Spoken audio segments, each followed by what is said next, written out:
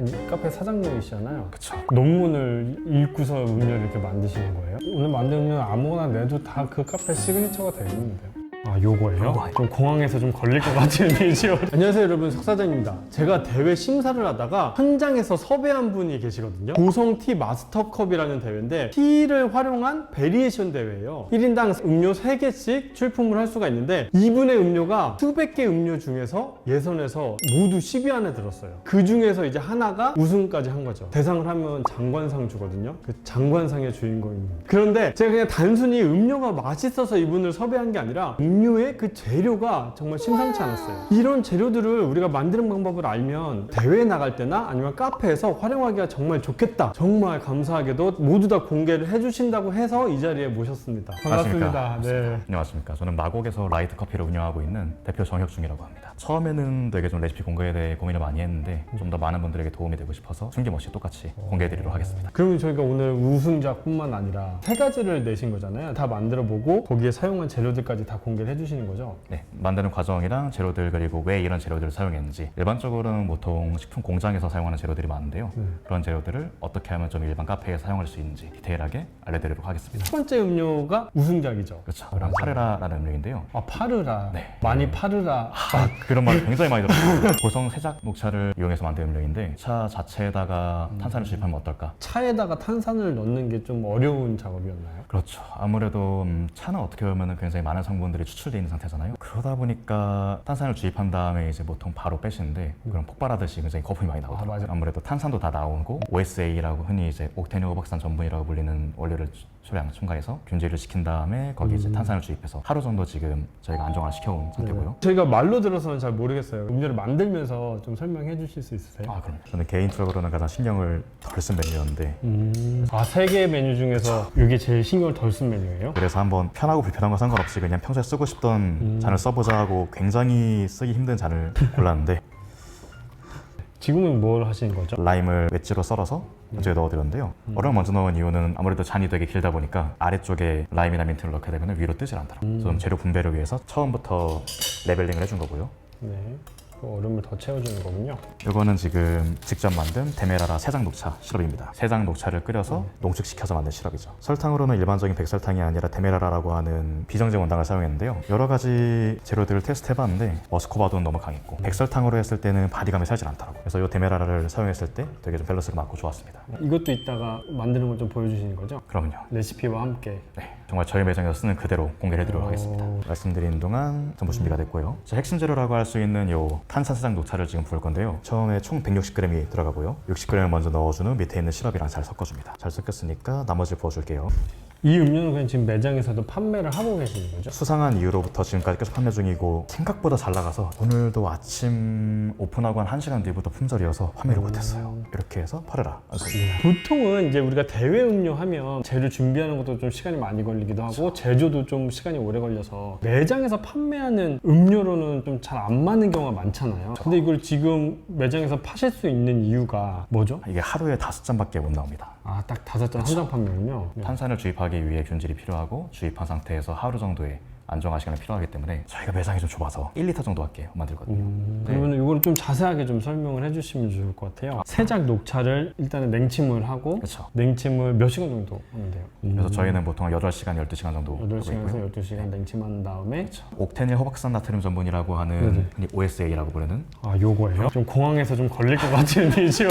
차 앞에 쓰면 아마 여기 뭐라 하실 겁니다. 옥테닐 호박산 나트륨 전분. 얘의 용도는 뭐예요? 흔히 말하는 변성 전분의 일종인데요. 논문을 찾아봤을 때는 일반적인 전분 같은 경우에는 물 분자에 먼저 협착을 해서 열을 가해서 호화를 거쳐야지 좀 이제 경도를 나타내는 그런 전분인데 요거 같은 경우에는 이제 지방산에 먼저 결합을 합니다. 그래서 버터나 아니면 유지방 같은 거에 먼저 결합을 해서 제가 카페 사장님이시잖아요. 그쵸. 논문을 읽고서 음료를 이렇게 만드시는 거예요? 식품공학이 물론 몇 권 없긴 합니다만 웬만한 책은 다 읽긴 했는데 과학이 그렇다시피 이제 지금 서적으로 정리되어 있는 내용은 한 30년, 40년 전의 내용이다 보니까 최신 좀 식품공학 정보들을 얻기 위해서 좀 논문을 많이 읽고 있습니다. 식품공학을 전공하셨나요? 전공은 철학과입니다. 아 철학이요? 저희는 어떻게 살아야 되나요? 태어날 때부터 죽어가는 거니까 열심히 살아야죠. 아 그래서 저희가 이제 음료를 먹어보면은 좀 맛이 너무 다른 거예요. 이 재료 어떻게 만들었지 해서 좀 대회 심사하면서도 여쭤봤잖아요. 이거는 왜 썼냐, 이 설탕을 왜 선택을 했냐 이렇게 물어봤는데 거기에 다 이유가 있더라고요. 보통 물성 쪽을 다루는 거를 이제 주 특기로 하고 있습니다.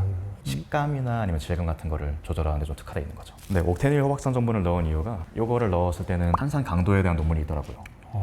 지금 카페에서 팔면 너무 좋을 것 같은 비주얼 아니에요? 이게 라임과 각자의 개성이 조금 더 잘 느껴지는 것 같아요. 되게 다양한 맛이 느껴져서 와 저는 어디 가서 카페에서 이런 음료 나오면은 감동받거든요. 왜냐면 너무 달지 않고 너무 인위적이지 않으면서 밸런스 좋은 음료를 파는 카페가 사실 별로 없는데 너무 맛있다. 그러면은 요 얘기를 좀 더 해볼까요? 그럼 여기에 이제 냉침을 해서 요 전분을 넣어서 균질을 분질은 보통은 어떻게 해요? 유화하는 방법이랑 똑같은데요. 네. 일반적으로는 호모게나이저라고 굉장히 빠른 RPM을 가진 네, 믹서가 균질기 있는데 그렇죠. 말하는 그걸 거죠. 쓰던가. 하지만 저희는 그런 게 없기 때문에 네. 일반 카페에서는 제가 써봤을 때는 800W 이상의 핸드블렌더 충분합니다. 국내에 들어오는 건 다 써봤는데 테팔이 개인적으로는 제일 좋았습니다. 매장에서 태팔 거 쓰죠. 냉침해서 전분 넣고 분질을 하면 되는군요. 충분히 차가워진 상태에서 탄산수 입혀야 됩니다.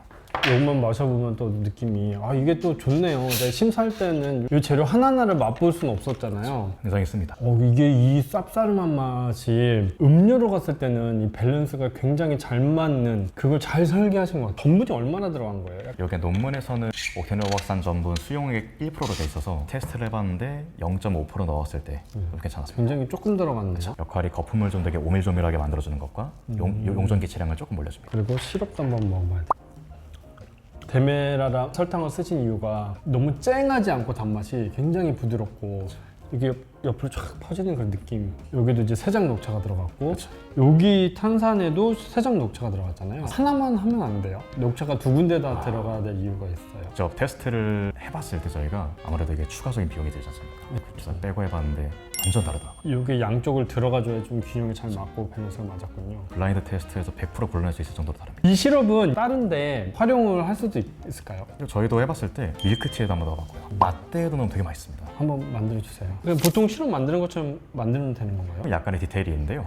사시럽 같은 경우에는 향이 좀 가볍다 보니까 오랜 시간 끓이게 되면 가벼운 향들이 다 날아가 버리거든요. 그래서 처음에는 물을 넣고 끓여준 다음에 차를 넣고 한 3분, 5분 정도 끓여서 향을 뽑아준 다음에 그 다음에 당분을 넣고 향이 이탈하기 힘들게 만들고 농축을 시켜줄 겁니다. 이 순서를 꼭 지키시는 게 좋겠네요. 물 1리터를 먼저 넣어줄 거고요.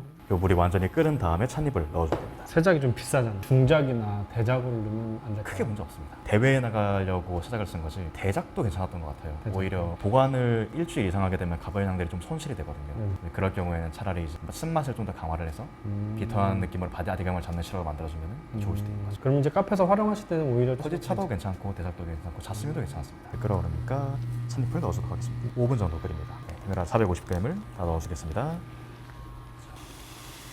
보통 끓이는 정도는 저희가 시럽을 60브릭스까지 농축을 시키거든요. 60브릭스 이상이 더 좋긴 한데 그렇게 되면 이제 액체랑 섞을 때 좀 힘들어서 그렇죠. 60브릭스 정도가 그나마 좀 타협점이 된 것 같습니다. 당도계가 없는 경우가 많은데 그걸 어떻게 좀 가물을 할 수 있는? 제가 일부러 물을 1리터 정한 이유가 찻잎이랑 물이랑 데메라라의 무게를 총 쟀을 760g이 될 때까지 끓여주면 60브릭스가 되는 거죠. 그러면 이제 이것도 얼추 다 된 것 같은데 이제 네. 불을 끄면 되는 거예요? 네. 그럼 불을 끄고 저는 이 상태에서 랩핑을 해가지고 식힌 다음에 냉장 보관을 좀 했다가 쓰는 걸 좋아합니다. 이게 60브릭스까지 하는 게 이제 보관성도 높이고 이제 맛이나 질감 때문에도 그렇게 하시는 거죠? 예전에 바텐더도 좀 했었는데 바텐더분들 같은 경우에는 이제 술과 베이스에 수분이 섞이는 걸 극도로 싫어하시다 보니까 시럽 자체에도 좀 이제 수분을 최대한으로 줄이려고 하는 거죠. 이거를 그럼 한번 만들어두면 얼마나 사용할 수 있어요? 한 달 이상도 가능하실 겁니다. 두 번째 음료로 가면 되나요? 네. 요건 말차네요. 이거는 100% 말차가루, 프리미엄 등급의 말차가루를 준비했고요. 저희 매장에서는 많은 메뉴가 제로 슈가로 나가고 있는데 그러다 보니까 이 제로 슈가를 한번 만들어 보시라고 이게 원료를 네. 가져왔습니다. 에리스리톨이고요. 그럼 이번 음료는 뭐예요? 메뉴 이름이? 송람이라고 하는데요. 송남. 개인적으로는 되게 가장 준비를 많이 한 메뉴지만 안타깝게도 2등으로 이제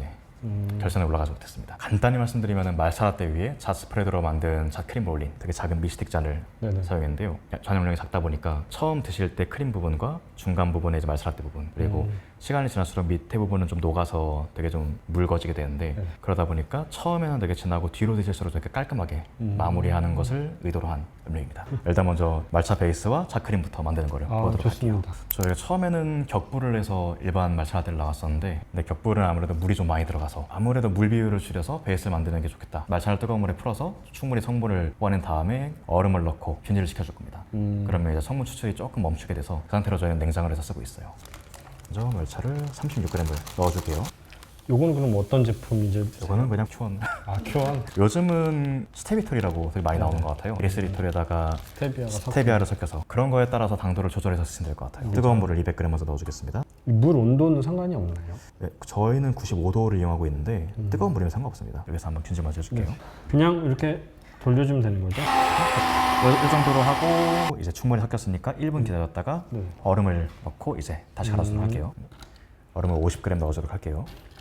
이게 얼음을 지금 넣는 이유가 온도를 좀 빨리 낮춰가지고 약간 좀 추출이 좀 덜 되게 하는 건가요? 그렇죠. 추출을 멈추려고 하는 거죠. 이 상태로 얼음을 갈아주면 얼음이 사라질 때까지만 하시면 됩니다. 그러면 말차 베이스는 끝입니다. 그냥 소스통에다 넣어서 냉장고에 보관하시는 거죠. 말차 라떼를 만들 때도 이렇게 써도 되나요? 우유에다가 이걸 부어주시면 말차 라떼입니다. 저희 매장은 이렇게 나가고 있어요. 요거는 그러면 얼마나 쓸 수 있어요? 만들어두면? 냉장 보관하면은 한 4, 5일까지는 괜찮을 텐데 그 이상 가면 색상이 좀 상하게 갈변되기 때문에 그 전에 사용하시는 게 좋으시죠. 저희 매장은 하루에 2번, 3번 정도 만드는 것 같아요. 이번엔 차크림을 만들어 보겠습니다. 아까 말씀드렸던 옥텐 로박슨 나트륨 전분 이걸 한번 사용해서 만들어 볼게요. 근데 요게 우리가 그냥 인터넷에서 구할 수는 없어요? 네, 제가 알기로는 B2C나 오픈마켓에는 없는 걸로 알고 있습니다. 하지만 이거를 판매하고 있는 공장들이 좀 있어서 에머레이드라는 이름으로도 판매하고 있을 거예요. 저렴합니다 되게. 킬로그램에 한 7,800원 정도로 제가 구매했던 것 같은데 지금은 조금 달라질 수도 있을 것 같아요. 저게 없으면 다른 걸로 대체는 안 돼요? 유화 재료를 좀 사용하면 되시는데 아무래도 이게 전분이면서 유화제다 보니까 잡내도 이취도 없고 유통기한도 좀 길게 가져갈 수 있고요. 장점이 많아서 저는 사용하고 있습니다. 우유를 일단 20g 넣어주고요. 23g 들어가는데 보정해 보도록 하겠습니다. 죄송합니다.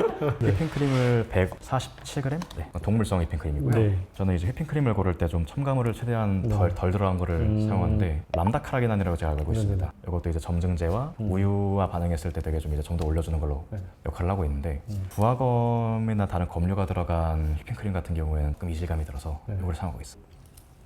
이것도 에리스리톨로 똑같이 준비가 그냥 바로 부으시면 됩니다. 그 에리스리톨이 없으면 그냥 백설탕으로 해도 괜찮은가요? 백설탕이 더 맛있습니다.